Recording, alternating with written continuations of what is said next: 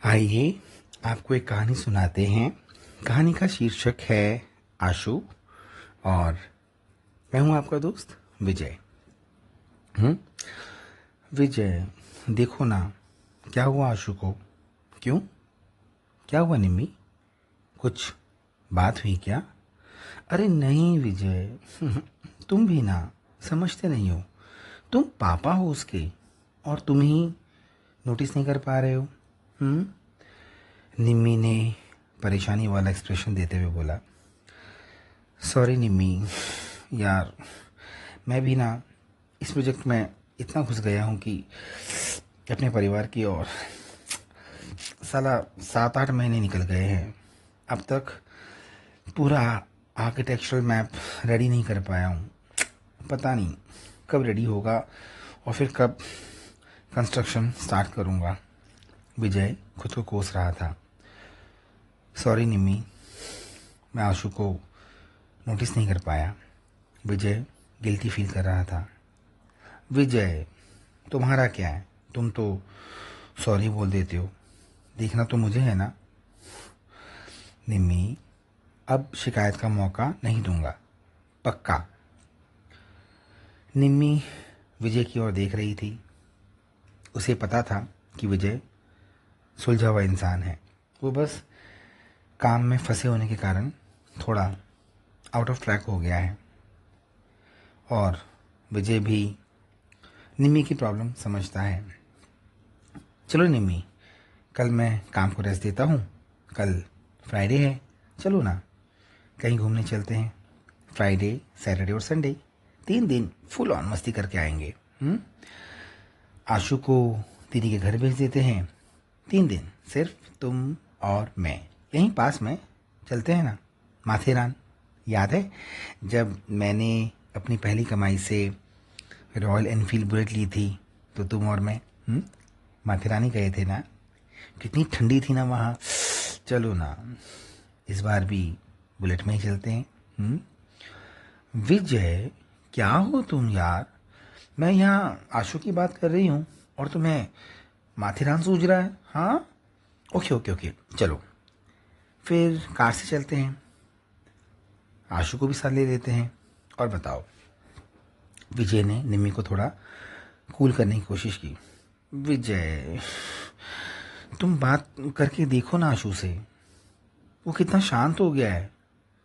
उसकी उम्र के बच्चे इस एज में कितने क्यूरियस होते हैं और वो अकेले कोने में बैठा रहता है।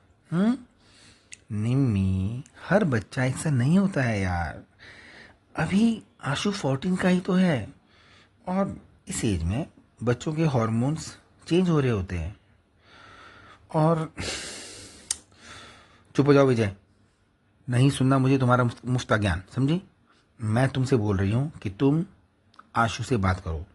मुझे लगता है कि स्कूल में उसे बच्चे परेशान करते हैं, कुछ तो है। ओके ओके, मैंने सुन लिया निमी, मैं अभी जाकर आशु से बात करता हूँ। विजय समझ गया कि ज़रूर कोई सीरियस बात है। आशु 7th में पढ़ता था। विजय के पापा अफोर्ड नहीं कर सकते थे, इसलिए विजय की पढ़ाई सरकारी स्कूल में हुई। लेकिन विजय अपनी बेटी के लिए बेस्ट एजुकेशन अफोर्ड कर सकता है, इसलिए विजय ने आशु का एडमिशन सिटी के बेस्ट कॉन्वेंट स्कूल में कराया। आशु अपनी मम्मी की तरह गोरा गोरा है। निम्मी तो दूध से भी ज़्यादा गोरी है। निम्मी आशु के लिए बहुत पॉजिटिव थी। एक्चुअली मैं आशु के बर्थ के बाद डॉक्टर्स ने बोला था कि निम्मी को सेकंड बेबी कंसीव करने में परेशानी होगी। विजय ने निम्मी को सपोर्ट किया और उसे सेकंड बेबी के लिए फोर्स नहीं किया। निम्मी आशु का बहुत ख्याल रखती थी। वो आशु को डबल ट्रिपल डाइट खिलाती थी, जिसकी वजह से आशु काफ़ी चबी चबी सा हो गया था। उसकी क्लास वाले उसे मोटा मोटा कहकर चिढ़ाते थे। आशु की क्लास में कुछ शरारती बच्चे भी थे। आप 14 ईयर्स के बच्चे तो कुछ ज़्यादा ही शरारती होते हैं और जब से मोबाइल आ गया है तो और भी ज़्यादा शरारती हो गए हैं। विजय आशु के कमरे में गया। आशु रो रहा था। क्या हुआ आशु? हाँ बेटा, स्कूल में कुछ हुआ क्या? किसी ने कुछ कहा? बात क्या है? आशु बेटा, तू जिस एज में है ना, मैं भी उस एज से गुजरा हूँ। हाँ, बस मेरे टाइम में ये मोबाइल शोबाइल नहीं था। आशु, अगर तेरे साथ कुछ गलत हुआ है ना बेटा, तो बता। सहमत। सहना हर वक्त अच्छा नहीं होता है, और कुछ जगहों पर तो बिल्कुल भी नहीं सहना चाहिए। हो सकता है तेरे बताने से मैं तेरी टेंशन को सॉल्व कर दूं। आशु बेटा, पूछेगा तो जवाब मिल भी सकता है। चांसेस 50-50 हैं। लेकिन अगर पूछेगा ही नहीं तो जवाब 100% नहीं मिलेगा। ये बात तो श्योर है। बात क्या है? विजय ने आशु को प्यार से समझाते हुए पूछा। आशु अपना दर्द छुपा नहीं पाया। आशु ने बताया कि उसकी क्लास में रोहित है, जो बार बार उसे छेड़ता है। कभी उसकी शर्ट के अंदर हाथ घुसाता है तो कभी पीछे से उसकी पैंट में हाथ घुमाता है।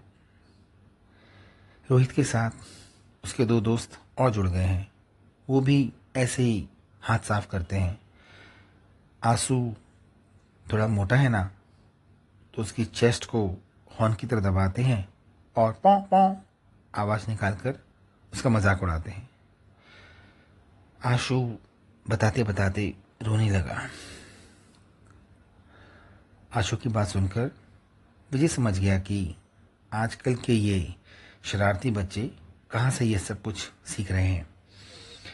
बच्चों के हाथ में मोबाइल है और मोबाइल में गूगल बाबा है।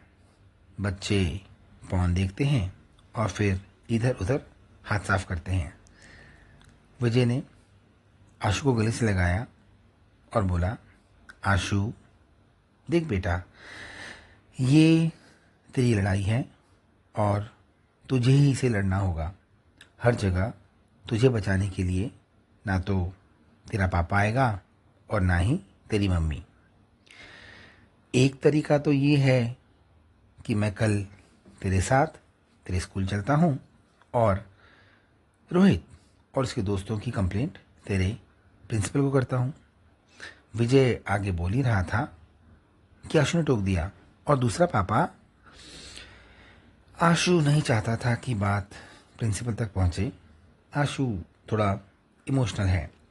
बेटा, दूसरा तरीका है कि अब से अगर नेक्स्ट टाइम रोहित या उसके दोस्त तुझे टच करे तो उनको वहीं जोर का रैप्टा मार देना।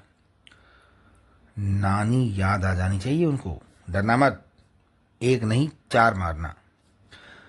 लेकिन पापा, वो तो 3 है और मैं अकेला।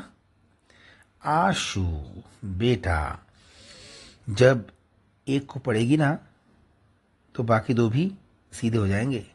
सबके सामने चिल्लाकर मारना। देखना, ये जो रोहित टाइप के लोग हैं ना, इन्होंने तेरे से पहले भी कईयों के साथ ऐसा ही किया होगा। Character repeats.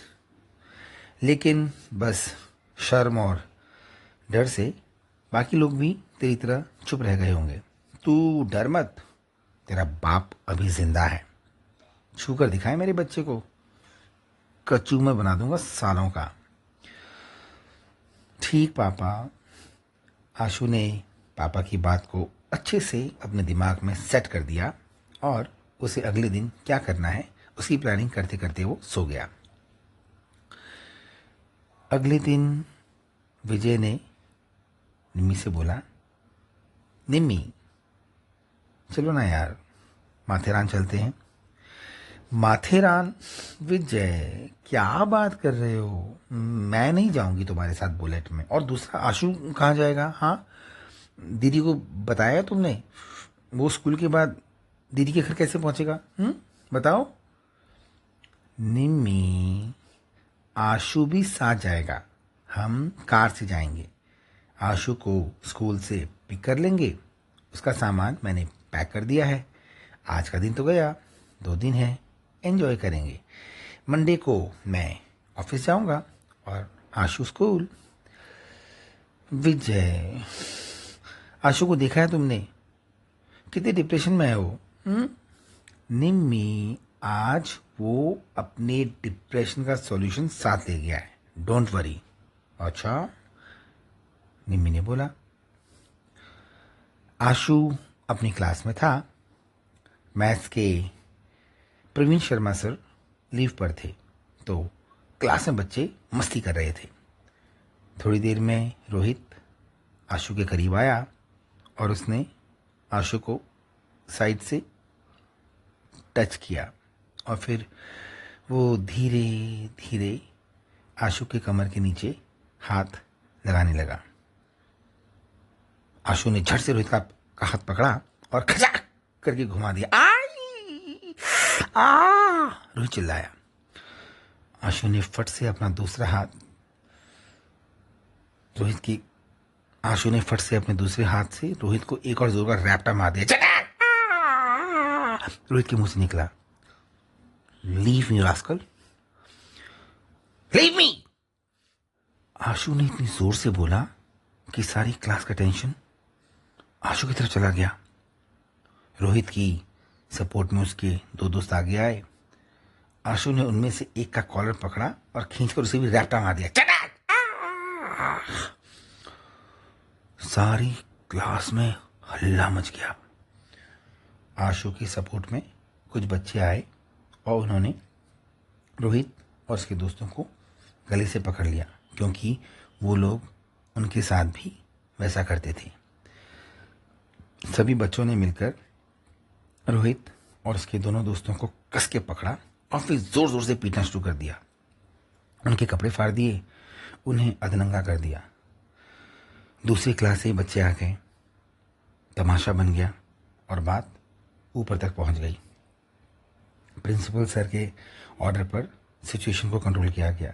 रोहित और उसके दोस्तों के बारे में क्लास में कई बच्चों ने सेम शिकायत की। फाइनली प्रिंसिपल सर ने रोहित और उसके दोस्तों के पेरेंट्स को फ़ोन करके स्कूल में बुलाया और सबके सामने उनकी करतूत के बारे में बताया।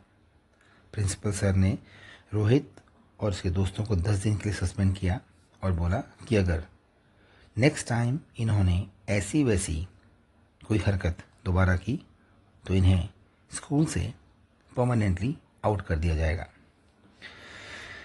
आशु के बोल्ड स्टेप को सभी बच्चों ने अप्रिशिएट किया। आशु को फील हुआ कि ये उसे पहले करना चाहिए था। प्रिंसिपल सर ने बोला कि आगे से कोई भी बच्चा किसी प्रकार की नैगिंग और रैगिंग नहीं सहेगा। कुछ भी हो डायरेक्टली उन्हें रिपोर्ट करेगा।